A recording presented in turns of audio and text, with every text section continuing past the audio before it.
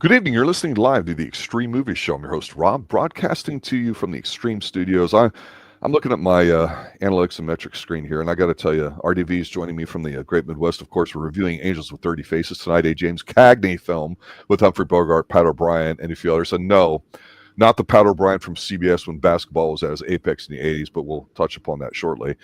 RDV, I'm looking at these numbers, and I go, we really seem to have quite an interesting following when it comes to our movies, because sometimes we think, hey, this is popular, it's going to do well, and it does okay.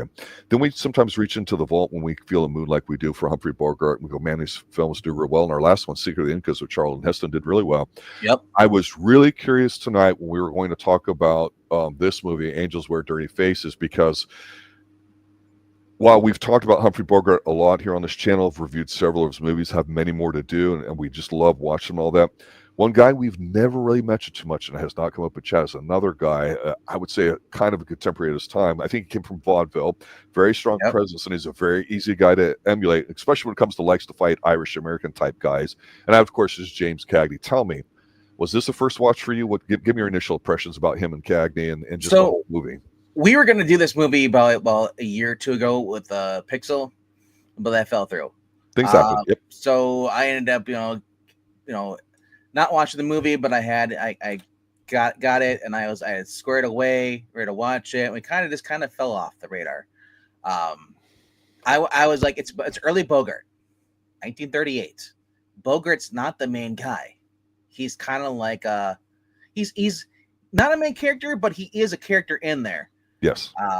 And he's not a likable character in this. No, which is nice. This is a James Cagney film. So this is my first time I ever watched anything with James Cagney. Is that right? Yeah, it is. Interesting. And going into this, it's like we got the Dead End Kids, which were a very popular group throughout the 30s, all the way up in the 50s. Actors would leave and change out. I always thought that was interesting. I was like, wow, it's like these kids, it's like when you watch a movie, like people do like the Disney version of Newsies today, how they don't look like the kids these kids did back in the day. Oh yeah, true. These kids look rough. They've been in there. They got the accent. They look like they look like a bunch of little trouble-making punks that need to get their faces punched. These look like the kids have never seen a tablet before. You know what? I always joke about the Hostel with the bubblegum gang in there and what happens in there. But when I look at here, you look at these guys, they look like they're 12-ish and all that. But the look on their face, even though they're actors and all that, 14, having gangs and stuff, going through tough times was definitely a theme that Cagney and a lot of movies had. Yes. Of course, with what we've talked about Humphrey Bogart before, is it's more of the individual. So this is a different feeling film to me. Yeah, going into it, I knew it was going to be like a little different than what we normally do. And honestly, I enjoyed this film a lot. Now, there are things I have issues with because it pushes the whole thing with Pat O'Brien being a saint. He plays the Father Connolly here, but Father Connolly's kind of a dick. Here's this guy James Cagney, basically when they're kids. They were the Dead End Kids. Their own. Cagney takes the rap, tells them to go, tells them not to squeal, even though they both were stealing like ballpoint pens. Right off of a train. I thought it was kind of hilarious. Of all the things they're stealing, ballpoint pens. They're talking about, hey, we're going to Florida. They go swimming during winter. I love that. That's kind of how I feel growing up. I was like, Florida, man, it's warm down there, bastards. It's going to be 80 degrees this week, sir. Yeah, it's 39 now. Our high today was 50. And tomorrow was 50, and then it goes right back down to 16. It's like, remember, you're in Wisconsin. You're not anywhere near the warm temperatures. But anyway, getting back to the movie, though, like I said, these kids were believable. I liked Cagney's performance in this. I like Bogart, even had a small role in here. He still he came off his character like he's supposed to be. A guy who basically gypped an ex-partner, Cagney, Cagney took the rap for 3 years. Cagney shows up. He wants his money. And Bogart obviously does not have the money. He never intended to give him the money. Screwed him over. And he's working with George Bancroft, who's basically this yuppie gangster wannabe. he is our what do we call? What was the guy's name? In Tulsa King? I call him. Oh, which one? Which season 2? Well, season 2. He's the one that has the ranch, lead ranch. Yeah, and if you can't remember his name, how memorable was he? Yeah, exactly. That's kind of how I feel. But yeah, Neil McDonald was the actor. I forget what the character's name was. But anyway, you get Ann Sheridan, who basically was a childhood, kind of like a girl he picked on when he was 14, Mm-hmm. And now he's much older now. It's like he runs into her adult version of her, and he's kind of got a thing for her, and she's got a thing for him too as well. Where Father Donnelly is jealous because the Dead End boys, or Dead End kids, basically they look up to Cagney. Cagney's guy's a self-made man. He's made mistakes. He's real. Where Pat O'Brien, Father Connolly, comes off as like a holier than now he tries to be. I told you so. Yeah. And oh my gosh. So, and even at the end, like I said, it's like Cagney to the end holds up his character, and actually took the worst way out because he did it for his friend who doesn't get two shits about him. Yes. And looks down about him. And I was so pissed about that, the ending with this. Do you consider this a revenge film? Well, I consider them here's a guy who basically would not he was too prideful. He became a priest and would not take 10 grand clean money, pretty much. It wasn't like Cagney was a murderer and killing people. No, he basically got the money he got from these guys and said, hey, go build your thing. He's like, well, I'm not going to build a gymnasium for a school for kids around all this filth around here. I need to get rid of the gangsters. And Cagney's like, are you freaking kidding me? No one's going to listen to you.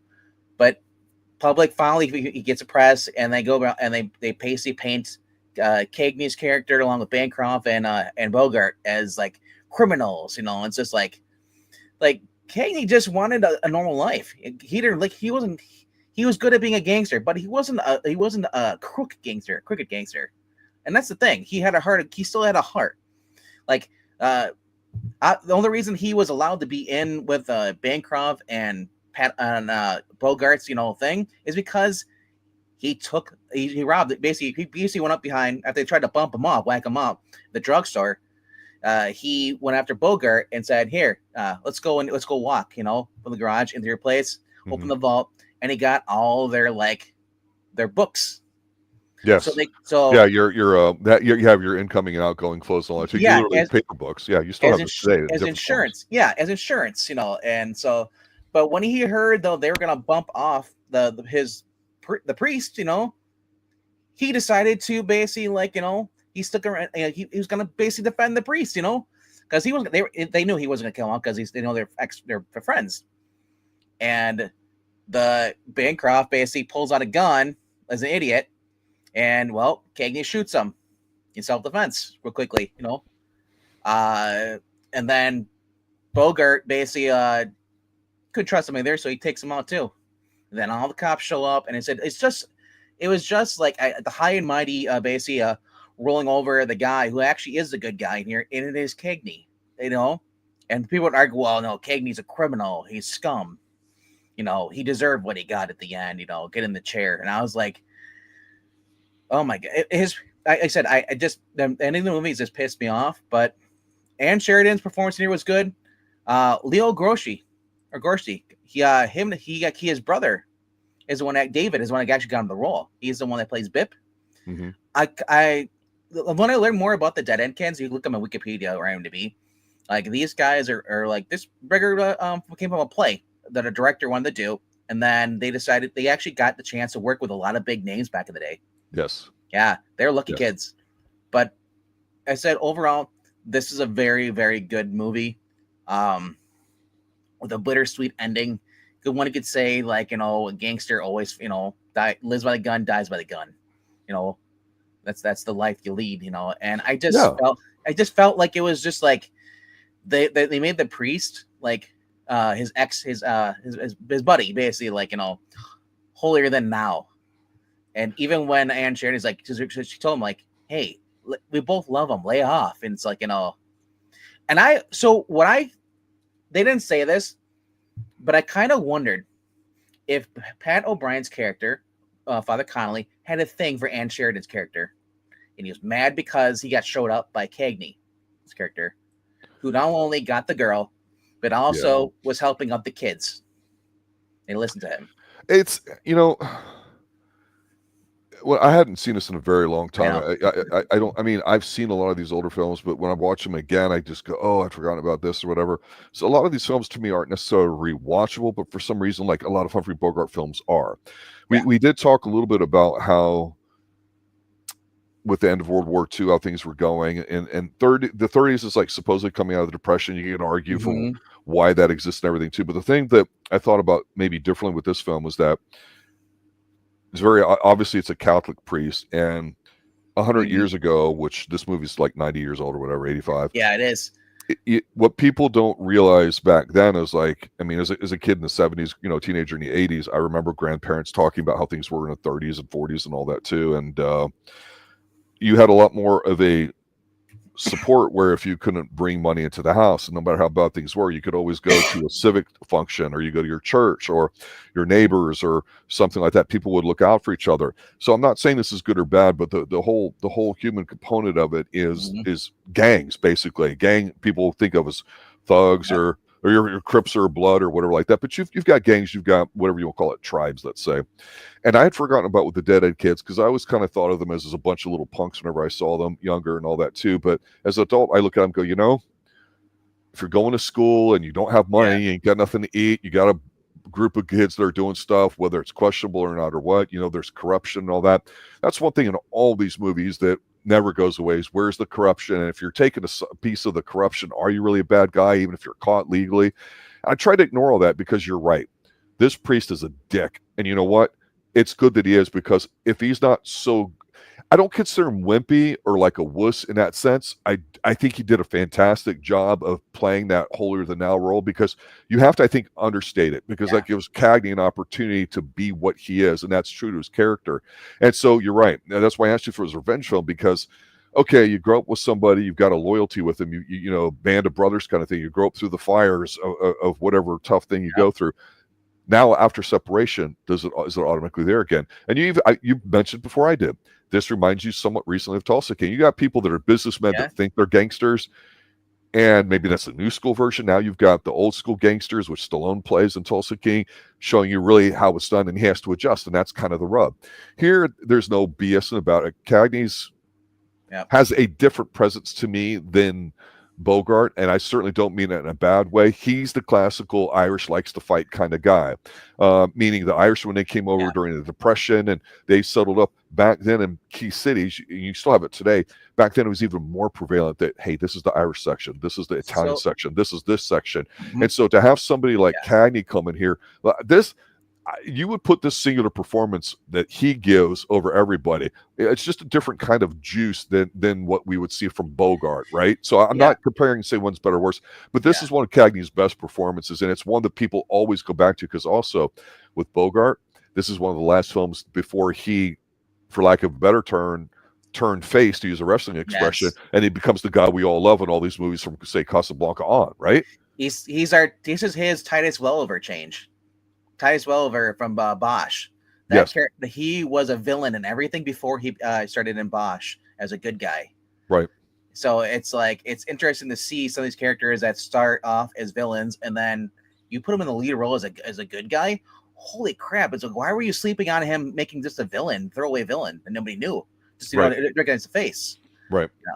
So it was really good. One of the things I like to do when we watch these older movies, I look up to see who probably the characters and the actors, probably the youngest kids, to see if they're still alive.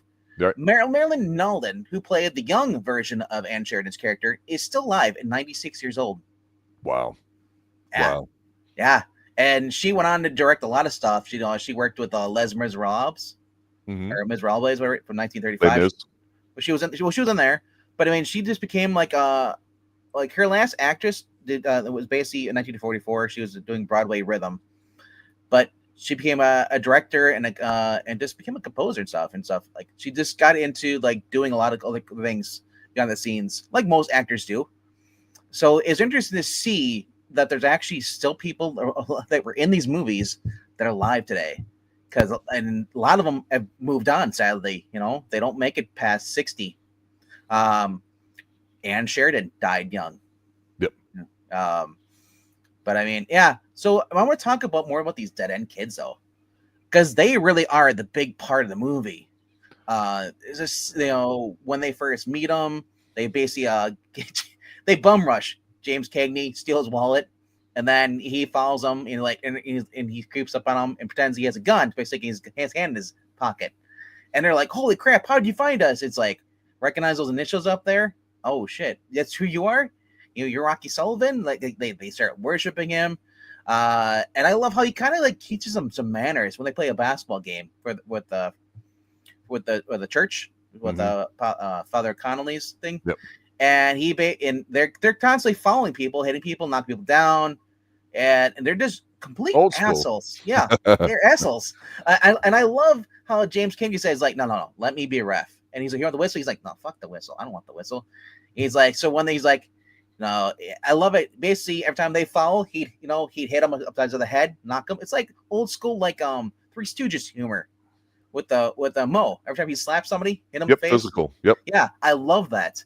Throwing that in here too, and him just basically teaching the kids like, "Hey, you're gonna treat people like crap. Well, there's consequences." I love that. Later on, like, he invites him over for, "Hey, come to my place. We'll have some dinner. Have, beans or whatever, ham sandwiches or whatever stuff." And every time he catches a kid, he's like, "Where are you going with that?" It's like, "You're having a private party for two?" He's like, I just love how he just kind of like, he knows their tricks and kind of gives them some character. And you can see a little bit of some of this where Pat O'Brien's character, the father, the priest, is starting to get a little bit jealous. I believe, this was basically a revenge story. The only thing missing was that Father Connolly trying to hit on Ann Sheridan, his character, because it literally had the makings for it. And I kind of wish they would have, because it would have made more sense. Because the fact that this guy lives his life, he cleans his life up, he lives his guy's life for the Christ, but instead he becomes up the worst character in the movie versus James Cagney. He's a gangster, but not really a gangster. He's just he's a guy who knows how to hustle. He's a hustler, Mm-hmm. He's kind of like Paul Newman in a sense, in The Hustler. He's not a bad guy. Sure, he's got into fights, and he's got a record since juvie and stuff. Who wouldn't? Growing up in this, kids were working in factories in the 30s. The thing about it to me is, like, you're right, Humphrey Bogart's not the main star. He's fine in it, whatever. It's not about him. The thing with Cagney is that, like, when you watch a film like this and you see stuff, you go, shit, it was pretty nasty back in the 30s, the Great Depression and all that too. You see, video clips. They always show you the soup line one and everything's in black and white, but the idea of people taking care of their own in the groups that you're in, I think, is always compelling. And I know that shows currently, whether they're in the Western form like Tyler Sheridan with his 15, 20 shows going on, Yellowstone and Tulsa King and all these others, that's like the contemporary adult version of it and all that. I've always said that it's hard, I think, in some of these contemporary shows to sit there and say, well, I like this character or I want to feel it centered around him.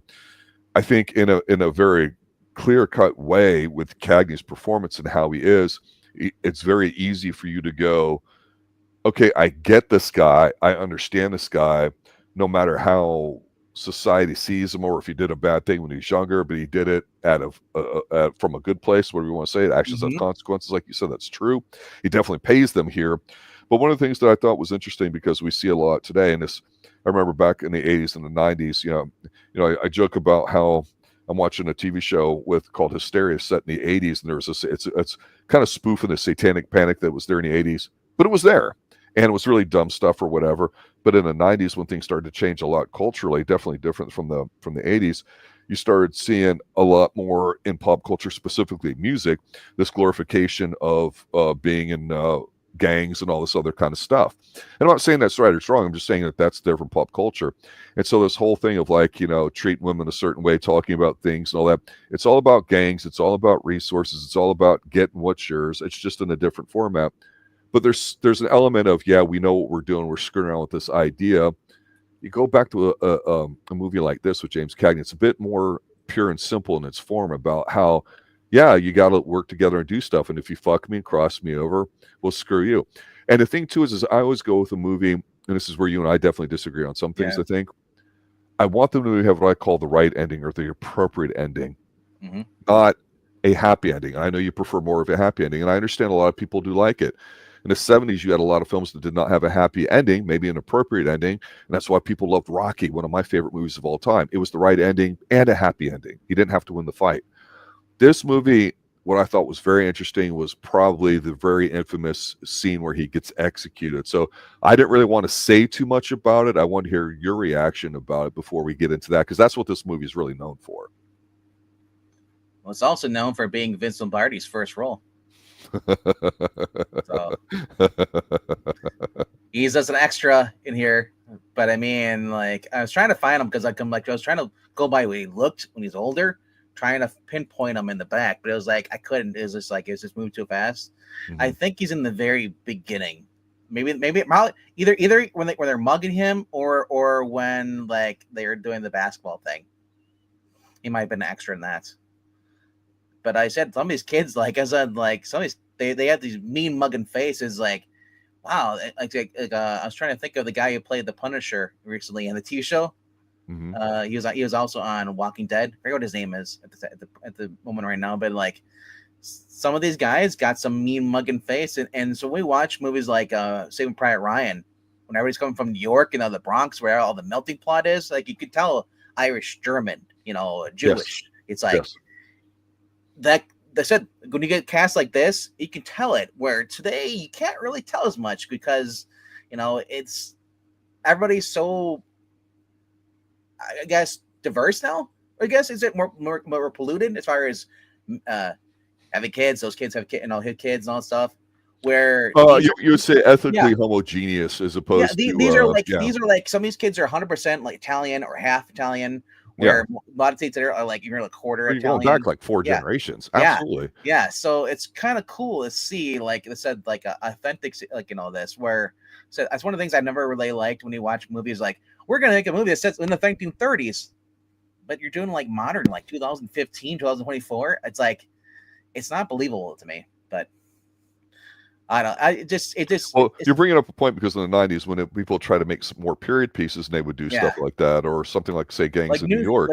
People almost want to act like they're offended, like, oh my God, how dare you have a movie about nothing but Italians or Irish people? That's basically saying all they want to do is drink, eat potatoes, and fight, or Italians just want to what? That's like, get over it, understand and accept that, especially 100 years ago, New York, huge city, a few big cities in America, you had specific zones of mostly.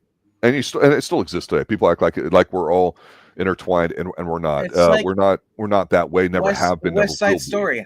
How dare you you're going to cast a Hispanic and he's going to have a knife? No, they're good people. It's like the PC crap comes in and then just basically ruins what could be a good movie these days. Back then there was some, I would say PC, more traditional value stuff, things you could not do. Like when he goes in the electric chair. They didn't show them. Exactly. They only showed them struggling, like with the shadows, which I think is cool. The big thing to me, though, with Cagney, when you think gangster, you don't think Humphrey Bogart, you think detective. Although he's a lot of gangsters and heavies before he got big. You immediately go to Cagney, and I remember as a kid watching Saturday morning cartoons, you would have someone where they would have like James Cagney impressions or Bogart and others too, and I didn't really know what that meant until I got older and saw the films. And with Cagney, to me, he was always a guy that had a lot of energy, a lot of juice. He was a guy that would like back talk and he'd smack you, put you in your place. You're like, all right, I'm sorry. And that's kind of gone today. Probably a bad pun there. A lot of juice. He did get in 1930 in this movie. Well, he did, and that's I wanted to ask you what you thought about it because it's very memorable. I think another thing, he goes over bends over backwards for this guy who doesn't deserve this priest. Priest asks him, "Hey, these kids are gonna be watching. They're gonna do this. I don't want do it for them. It's like go out as a coward, because then they'll then they won't look up to you and they won't want to follow in your footsteps." And even though he'd saved this guy's life, and these guys asked for another favor, and he's like, because Cagney's gonna go in there. He's like, dude, I'm not scared. That's what they want me to be scared. I'm not scared that they're gonna let you chair. So because this priest asked him as a favor and a friend, I'm thinking like, this is the problem. Cagney was such a nice guy that he actually did that for him. So when the boys get the newspaper and the boiler room over there, whatever thing, they're like, "Oh, this can't be real. This is garbage. He's not a coward." And then here comes Pat O'Brien's character, Father Connolly. He's like, "Oh yeah." It's like, this kind of reconfirms it and stuff. It's just like, fuck you. Like the villain is the priest. I'm sorry. It's very, I think, intentional that he's made out to be a guy that has to suffer. Because look, we mentioned before when we reviewed Salem's Lot, reimaging of Stephen King's whole thing. Stephen King always made humans with a flaw in them, but he always put like priests as alcoholics, right? I mean, and so do you think that was intentional to make people think that the priest is the villain in this, or it's just unintentional? I don't know enough about the backstory to suggest it was intentional, to suggest that, hey, they're doing it Catholic because he's Irish, right? And they're ignoring I think the Protestant thing to it, but they're kind of like, I don't know if the film writers are basically saying, yeah, we can make Catholic priests look like, idiot assholes on her because that's how I really feel about them. You don't know. In today's world, you go, yeah, absolutely, they would do that without thinking about it. And they would tell you you're stupid for not accepting it or understanding it, right? But back then, I go, if it's that obvious, I mean, you have to question it. The other thing about this movie is that it's filmed 1938. Yep. So this is the same year, basically, when Raiders is supposed to take place, right? And the Rocketeer. So you get that nice time period, right? Just before World War II, and you get to see how society was. Usually Indiana Jones, it's outside of the world. You get this, it's outside the United States. It's the world point of view. Mm-hmm. Where back in the United States, you had gangs, but the Germans weren't kind of getting into much later, but it was interesting to see this. I love time periods like this when they actually are like this wasn't meant to be a time period. This is just film present day, like we have films that today present day. But it's become such an iconic movie that it is considered a time period, I guess you say, because it's a time capsule. More is probably a better word. And I like this. Like I said, I like seeing Bogart being kind of a pushover in this, because we're used to, even when he played like the gangsters in other movies where he was like helping, I forget what was it. Oh, I'm trying to remember which one it was, where he basically was it High Sierra? I think it was, where he's supposed to help these three criminals. He just got broken out, and he basically helped them out, and they're gonna go to this hotel and all stuff, and he's gets involved with his family. Right. Like I say, he's never played like the hard, at least I've seen until now, where he's actually like just completely like a jerk, and kind of a coward too. Normally he's the strong lead. So it was nice to see like the giving Cagney, the way they set it up, having Cagney's character and Battle Brand's character as kids, just living on the street, showing how it was back then. Kids are basically, if you're kicked out by age 12, and a lot of them had like alcoholic grandfather or fathers and stuff, or whatever. Not every kid was like that though, but there was quite a few. And it's just nice to see how they transition from Cagney's character gets caught because he's the slow one, them being running away from the cops, and just it was interesting to see that. I love that. It's a little adventure, but it came down to become more of like a drama with a little bit of action, some gangsters, and and just how the crowd reacts when the guy gets shot in the drugstore, and also the drugstore sold like milkshakes, and it was like an ice cream shop almost thing too, because you had candy there too and everything. Oh yeah. And I love that stuff. Like last time I ever saw something like that was Willy Wonka. So, like going to the drugstore, you get your candy, and then you can also get a milkshake, or milk sop, whatever you call it, and it was just kind of cool. So honestly, I'm appreciating more of these black and white movies. This is something probably has been on Turner Classic Movies.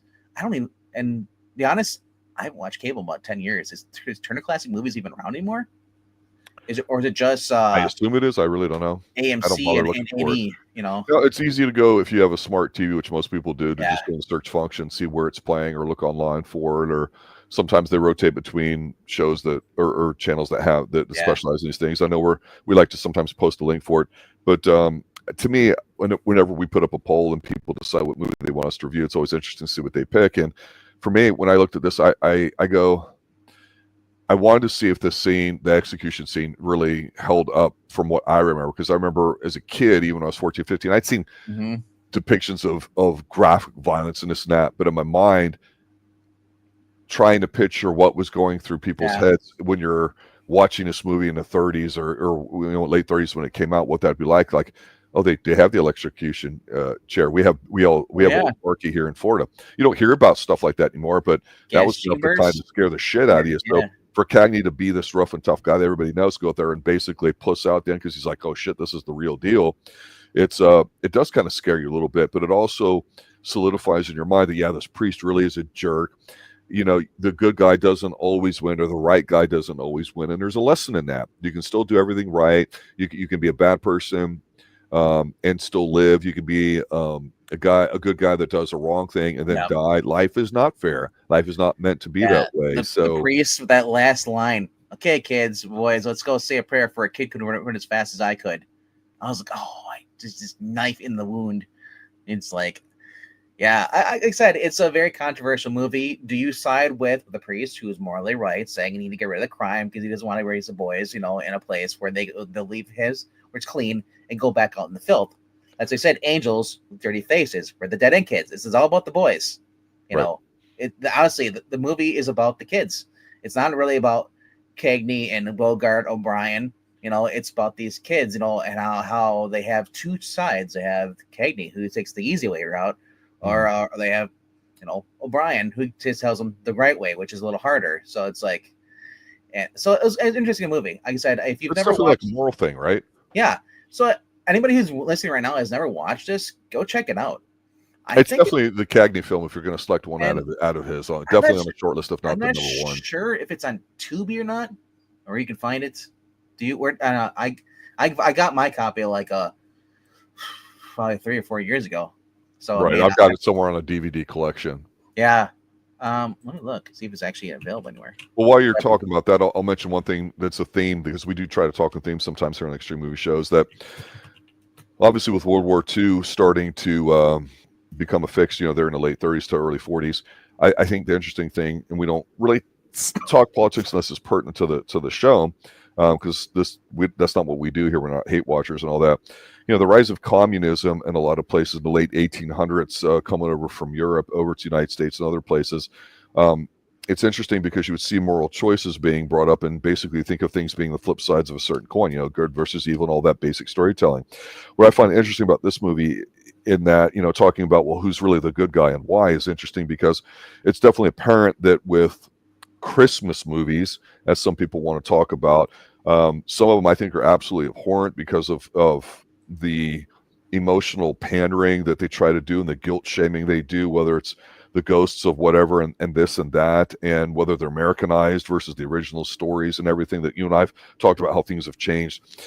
There's a third idea of liberty that I think is pretty interesting that comes out, and that has to do with being free will in yourself, whether you're a religious person or not. And that's one of the arguments that I think you could say in a movie like this is which character is the most true to themselves, And so I look at things a little bit more through that lens, whether it's right or wrong or legal or not.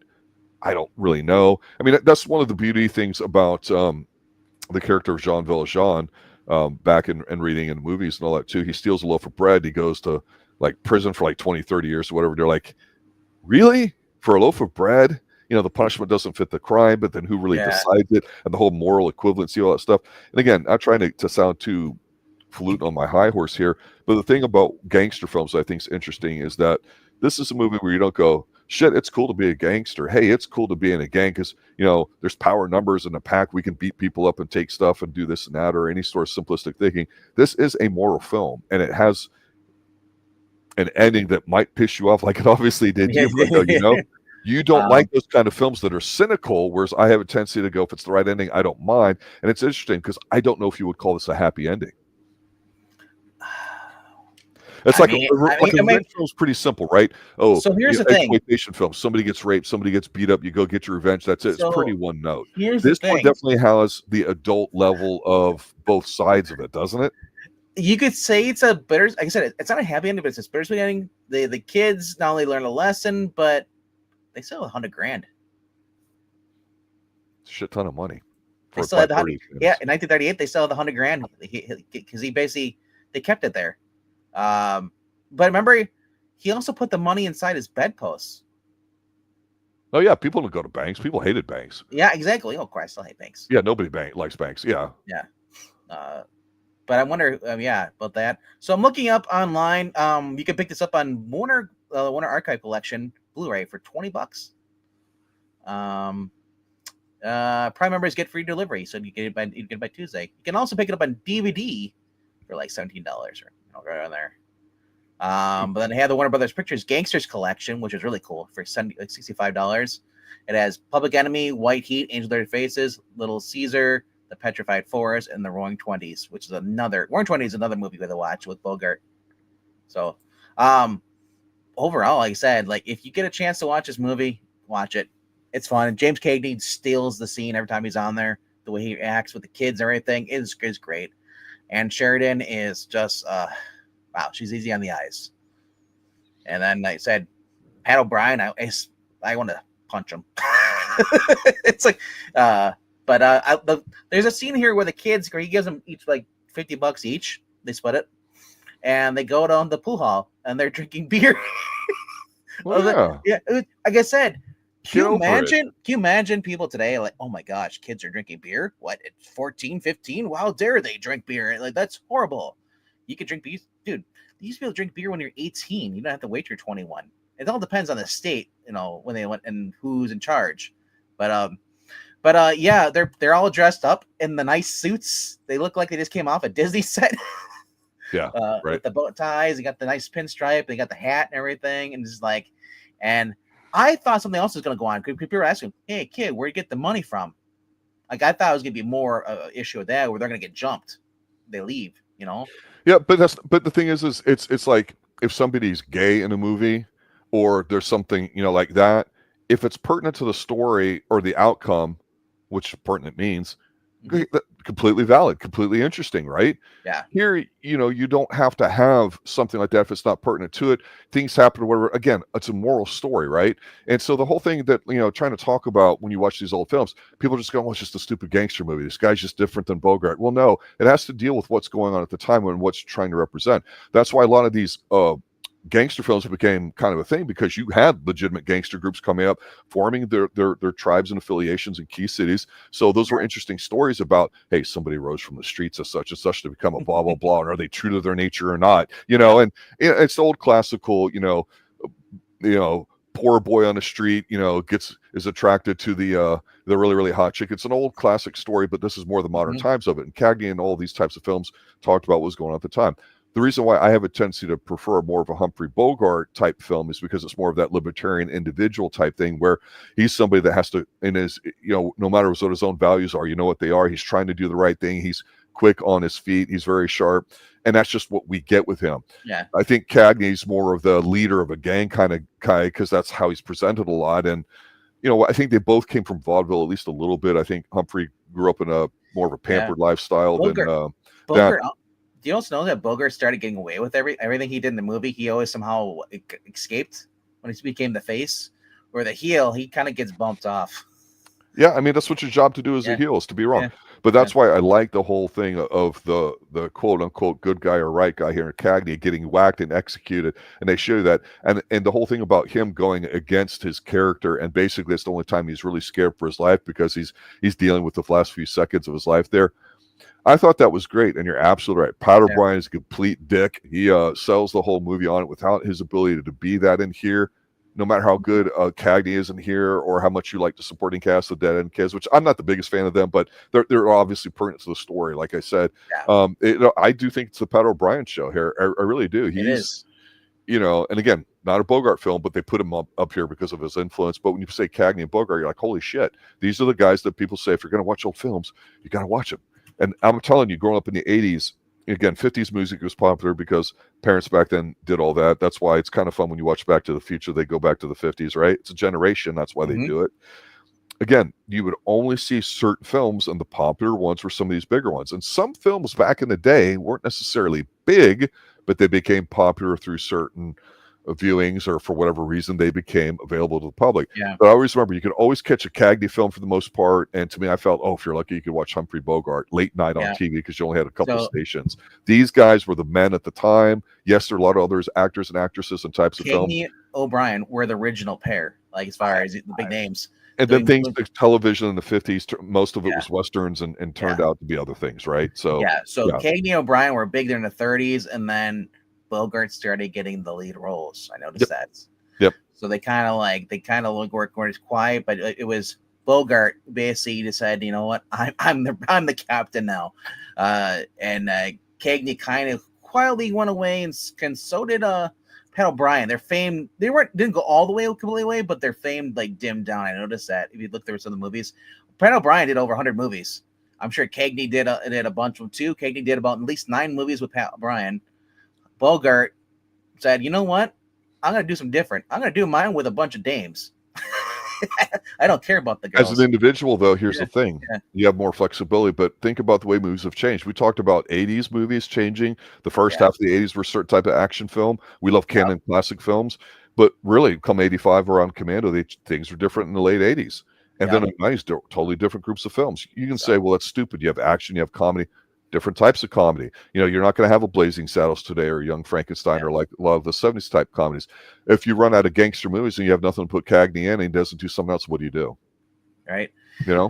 So with Extreme, with it now being into the, I believe the second week of Christmas, or not Christmas, but second week of December. Correct. We're going to start doing some Christmas movie reviews. So what do we have lined up next? Well, have we really decided anything for Tuesday, have we? I thought we did. I thought we did. I can't remember though. But we do actually have a list of movies we're probably going to try to get to, getting into the polls. Some of them being, hold on a second. I was looking at some of the Christmas movies and also some Bogart movies as well. But The Thin Man is atop my list. 1934. William Powell. Yep. And Marilyn. Marlowe, sorry. Yeah. Honestly, I'm shocked that you go. Oh boy, like you're kind of like. I didn't mind them, but for me, the Thin Man stuff was the first kind of goofy. Honestly, it's a Christmas movie. It's not a musical. It's a win for me. It's kind of like Groucho Marx being married and being a detective. Yeah, that's not fun to me. Well, see, we'll have fun with that if that wins one of the polls. But I'm also looking at Holiday Inn.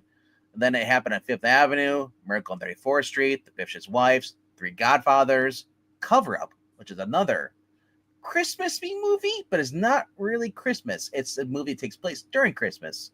It's all right, though. Lemon Drop Kid, which I heard is good, unless you've seen it a million times. Then it just gets annoying. White Christmas could be on there, too.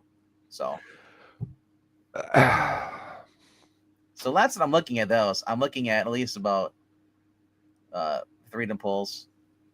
The one that gets them a lot of talk about things. What's the one with was it It's a Wonderful Life? Mm-hmm. Miracle on 34th Street, Rudolph. I'm trying to find ones that I'm trying to find the ones that aren't like the go-to. Everybody talks about a lot of those, like Holiday Inn, White Christmas, Miracle on 34th Street. Like I said, Mr. Soft Touch. Nobody knows that. Yeah, that's what I want to cover. Something like that, because if no one knows it, how are they going to figure out what exists unless somebody talks about it? That's what I like doing, like some of these older movies like this.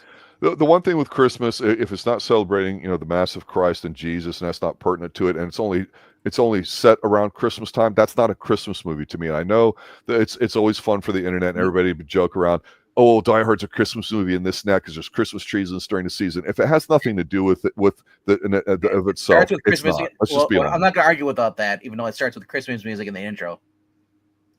Okay, playing Christmas music. I can play Christmas music in July while I'm gunning somebody down. That'd be a great intro, right? Hey, this is the Christmas tree killer guy. He goes around and kills people with Christmas trees in the middle of summer on the beach. It's got nothing to do with Christ. If that's come on. That's my point. It has nothing to do with Christmas. It's using it as a joke. That's when you say Christ, that's not really what Christmas is about, according to Hollywood. I'm not talking about Hollywood. I'm talking about Hollywood, what they would bastardize. Yeah. Okay, so Thin Man, I mentioned it being goofy because of who they have in it. Yeah. It's still, I think, the same writer that did one of the Humphrey Bogart movies we did. I think it was Dashiell Hammett. Yeah. So I'm sure it's interesting, but we know what Hollywood does to films. There's a reason why we're talking about how they intentionally made a Catholic priest to be a son of a bitch in here. I'm just saying. Yeah. So, but I said I'm not against doing movies that aren't considered Christmas movies, but are loosely. I don't mind. Like I said, because I don't want to do straight up just Christmas movies because like we're gonna do those every year then, and it gets boring to me. I like finding ones that are not to talk too much. Like I said, Mr. Soft Touch, Cover Up, The Thin Man. Those don't get as much talk about as much as The Holiday Inn. Miracle 34th Street, which I just like gave me the spoon. But like I said, I'll go back to 1982 three Godfathers with John Wayne. I want to put these movies on a poll and let people decide. Will we watch me suffer or will we watch you suffer? Or will we both suffer? Either way. Christmas movies. That's all I'm asking. Yeah. I give you a list. Well, we usually on the list, when we put up the poll on Tuesdays, we let them decide. That's what happened tonight with Angels Wear Dirty Faces. Everyone's like, gotta go over that. So I appreciate that. It's always interesting to see what the listeners want us to cover there too. I always find that completely fascinating. So that's always fresh to me. So if you put 3 types of a Christmas theme movie, whether it's a cute romance or whether it's about,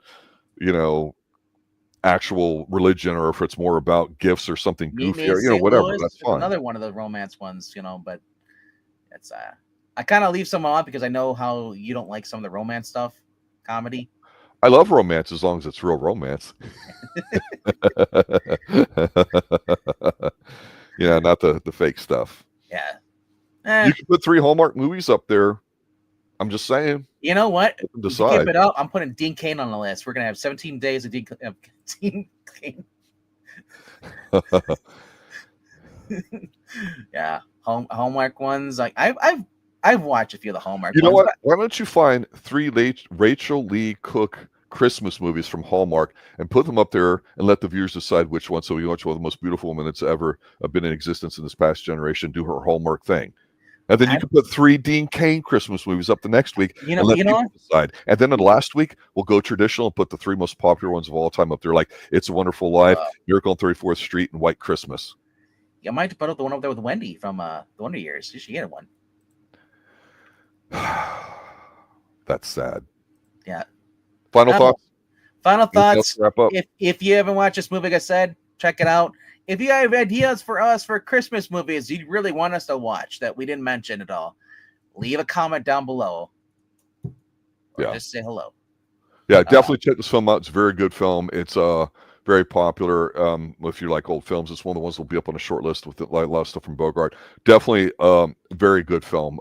It's one of Cagney's best performances, in my opinion. It's a great film overall. I prefer a different type of film when I watch old classical films. And yes, they are different. You can't just put them all together because they're in black and white. This is an excellent film. Definitely worth seeing. It is. Yes.